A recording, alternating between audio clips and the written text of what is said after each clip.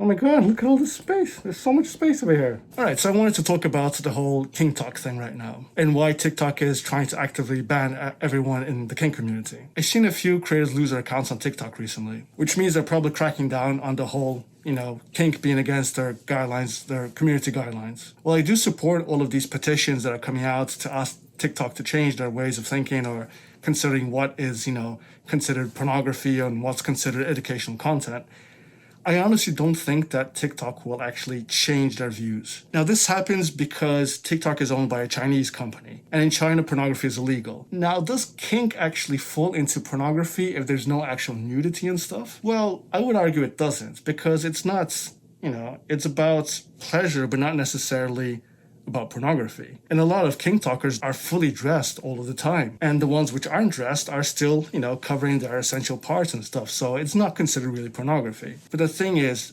TikTok is made essentially for a younger audience. And while us in KinkTok have kind of taken over this section of TikTok to make our own, I think that they still focus mostly on this younger audience and they want to be as inclusive as possible.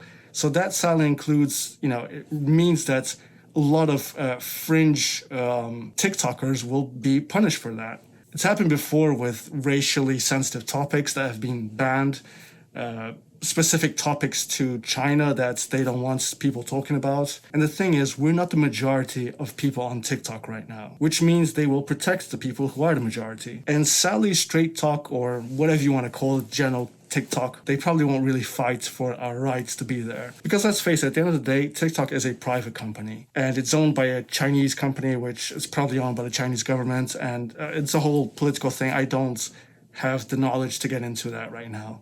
So I kind of ask you to do your own research on this. The fact is, I don't think it's going to change. I don't think no matter how many petitions we sign, they're not going to really start allowing KinkTok or anything related to kink back onto the platform. Because let's face it, at the end of the day, BDSM has always been something which has been at the margins of society, and it's not going to change anytime soon, sadly.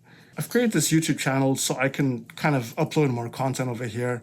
It gives me some freedom, which allows me to make longer content, but there are several downsides. The main one is discoverability, which means that people will have a hard time finding my channel. Right now, with the TikTok algorithm, I gained a whole bunch of followers in just a few months, and that's awesome. But sadly, on YouTube, it's not that easy to gain followers just by publishing content constantly.